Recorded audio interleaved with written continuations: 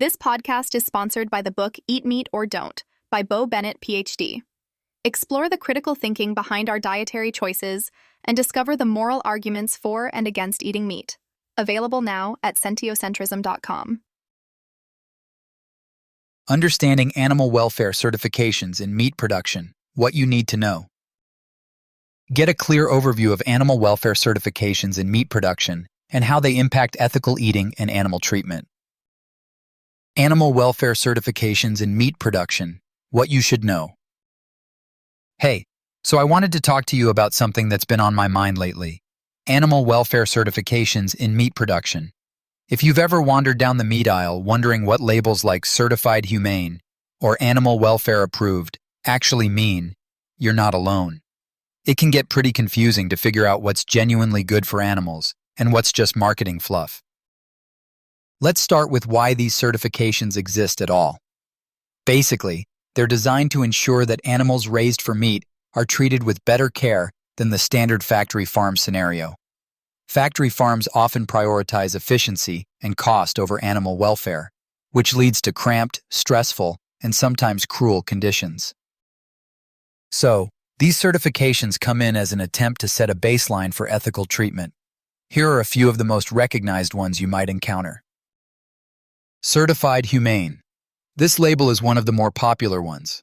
It means animals are raised with enough space to express natural behaviors, given proper food and water, and protected from unnecessary stress or suffering. They're also supposed to avoid certain cruel practices like tail docking or overcrowding. Animal Welfare Approved, AWA. This is more rigorous and focused on pasture-based systems. It demands that animals have access to pasture and are raised in more natural environments. It's often considered a gold standard by small farmers and animal advocates.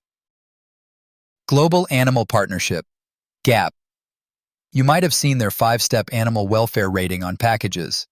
The higher the steps, the better the welfare standards, from basic improvements to pasture access and more humane handling. Now, all these certifications have pros and cons, which is where stuff gets interesting. For example, with Certified Humane, the farms may still operate in barns rather than open pastures. So, animals aren't totally free range, but things are improved compared to conventional factory farms. On the flip side, Animal Welfare Approved is stricter, but sometimes it's harder to find products labeled that way and often pricier. It's important to remember that these certifications don't necessarily mean cruelty-free in the absolute sense. There's still the basic reality of killing animals for meat, which brings in all those ethical arguments for and against eating meat. For some folks, animal welfare certifications help balance their ethical eating choices. For others, especially those leaning towards plant-based diets or clean meat alternatives, these labels might not be enough. One of the bigger ideas connected to this topic is sentiocentrism, which focuses on valuing the interests and feelings of sentient beings, like animals.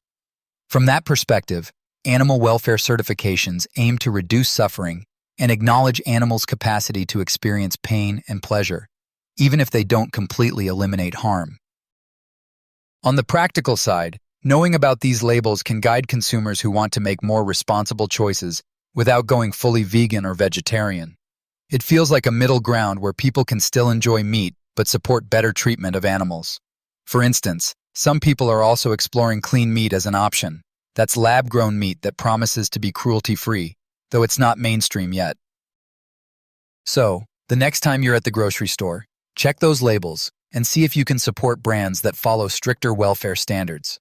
It's not a perfect system, but it's a step forward. And if you want to understand the broader ethical landscape surrounding meat eating, including pros and cons of eating meat, arguments on both sides, and ways to think critically about your food choices, there's a really thoughtful book called Eat Meat or Don't That Breaks It All Down. Learn more about the ethical discussion on eating meat, the different viewpoints, and how animal welfare certifications fit into that picture by checking out Eat Meat or Don't. At the end of the day, whether you eat meat or not, being informed is key. Animal welfare certifications can help you align your purchases with your values, especially if you care about the well-being of animals. It's all about making choices that you feel good about and understanding the complexity behind what ends up on your plate. Thanks for hearing me out. Next time you're in the meat aisle, I hope these little nuggets help you decode those labels a bit better.